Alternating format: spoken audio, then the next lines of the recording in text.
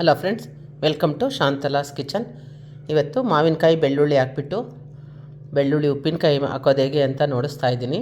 ಅದಕ್ಕೆ ಬೇಕಾಗಿರೋಂಥ ಇಂಗ್ರೀಡಿಯೆಂಟ್ಸು: ಮಾವಿನಕಾಯಿ ತುಂಬ ಹುಳಿಯೋದೇನು ಬೇಡ, ಮೀಡಿಯಮ್ ಹುಳಿ ಇರೋ ಅಂಥದ್ದು ಒಂದು 3/4 ಕಪ್ಪಷ್ಟು ತೊಗೊಂಡಿದ್ದೀನಿ.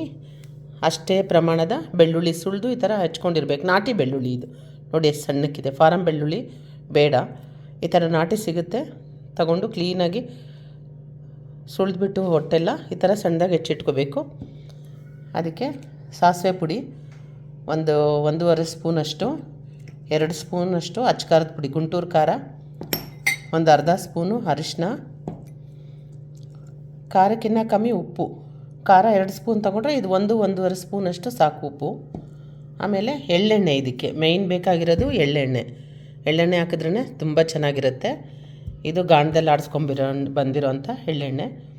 ಇವಾಗೆಲ್ಲ ಮಿಕ್ಸ್ ಮಾಡಿ ಒಂದೇ ಸಾರಿ ಇಟ್ಬಿಡೋಣ. ಒಂದು 3 ಡೇಸ್ ಆದಮೇಲೆ ಉಪ್ಪು ಖಾರ ಎಲ್ಲ ಚೆನ್ನಾಗಿ ಹಿಡ್ದಿರುತ್ತೆ ಬೆಳ್ಳುಳ್ಳಿಗೂ ಮಾವಿನಕಾಯಿಗೂ.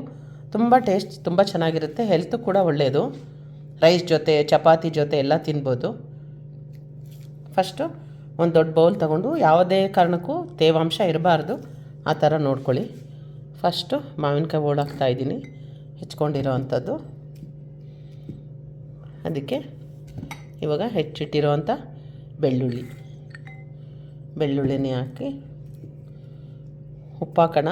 ಉಪ್ಪು 1.5 ಸ್ಪೂನಷ್ಟು ಹೇಳಿದ್ನಲ್ಲ, ಫಸ್ಟ್ ಅಷ್ಟು ಹಾಕ್ಕೊಂಡಿರೋಣ. 3 ಡೇಸ್ ಆದಮೇಲೆ ಒಂದು ಸರಿ ಕಲಿಸ್ತೀವಲ್ಲ, ಟೇಸ್ಟ್ ಎಲ್ಲ ನೋಡಿದಾಗ ಕಮ್ಮಿ ಅನಿಸಿದ್ರೆ ಆವಾಗ ಆ್ಯಡ್ ಮಾಡ್ಕೊಳ್ಳೋಣ, ಇಲ್ಲ ಅಂದರೆ ಬೇಡ. ಈ ಥರ ಫಸ್ಟು ಉಪ್ಪು ಹಾಕ್ಬಿಟ್ಟು ಮಿಕ್ಸ್ ಮಾಡ್ಕೊಳ್ಳೋಣ. ಅರಿಶಿನ ಕೂಡ ಆ್ಯಡ್ ಮಾಡೋಣ.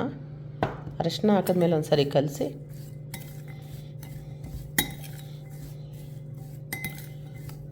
ಇವಾಗ ಖಾರ, ಇದು ಗುಂಟೂರು ಮೆಣಸಿನ್ಕಾಯಿ, ಕಲರು ಚೆನ್ನಾಗಿರುತ್ತೆ, ಟೇಸ್ಟು ತುಂಬ ಚೆನ್ನಾಗಿರುತ್ತೆ. ಉಪ್ಪಿನಕಾಯಿಗೆಲ್ಲ ಇದೇ ಯೂಸ್ ಮಾಡಬೇಕು.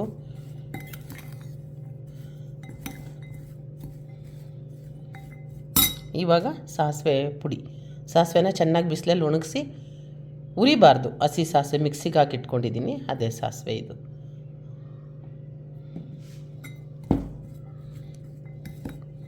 ಬೆಳ್ಳುಳ್ಳಿ ದೇಹಕ್ಕೆ ಕೂಡ ತುಂಬ ಒಳ್ಳೆಯದು.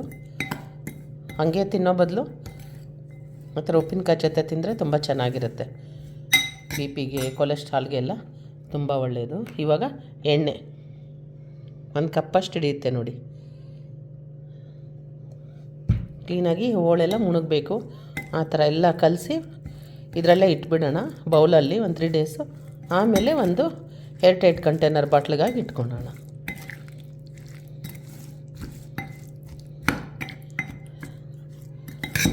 ಇದನ್ನು ಒಂದು ಪ್ಲೇಟ್ ಹಾಕಿ ಮುಚ್ಚಿಟ್ಬಿಡೋಣ.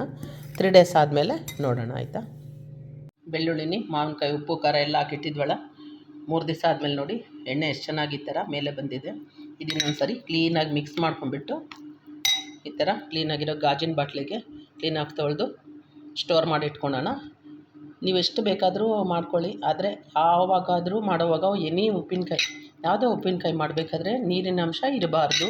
ಬಾಟ್ಲಲ್ಲಾಗಲಿ ಸ್ಪೂನಲ್ಲಾಗಲಿ ನಮ್ಮ ಕೈಯಲ್ಲಾಗಲಿ ಕ್ಲೀನಾಗಿ ತೊಳ್ಕೊಂಡು ಕೈ ಒರೆಸ್ಕೊಂಡು ಮಾಡ್ಕೊಳ್ಳಿ. ಈ ಬಾಟ್ಲಲ್ಲಿ ಸ್ಟೋರ್ ಮಾಡಿ ಇಟ್ಕೊಳ್ಳೋಣ. ನೋಡಿ ಫ್ರೆಂಡ್ಸ್, ಬಾಟ್ಲಲ್ಲಿ ಸ್ಟೋರ್ ಮಾಡಿ ಇಟ್ಕೊಂಡಿದ್ದೀವಿ. ಬೆಳ್ಳುಳ್ಳಿ ಮಾವಿನಕಾಯಿ ಉಪ್ಪಿನಕಾಯಿ ರೆಡಿ ಟು ಈಟ್. ನೀವು ಈಸಿಯಾಗಿ ಮನೇಲಿ ಇದೇ ಥರ ಮಾಡ್ಕೊಳ್ಳಿ. ನನ್ನ ಚಾನಲ್ನ ಸಬ್ಸ್ಕ್ರೈಬ್ ಮಾಡಿ, ಲೈಕ್ ಮಾಡಿ, ಶೇರ್ ಮಾಡಿ. ಥ್ಯಾಂಕ್ ಯು ಫ್ರೆಂಡ್ಸ್, ನಮಸ್ಕಾರ.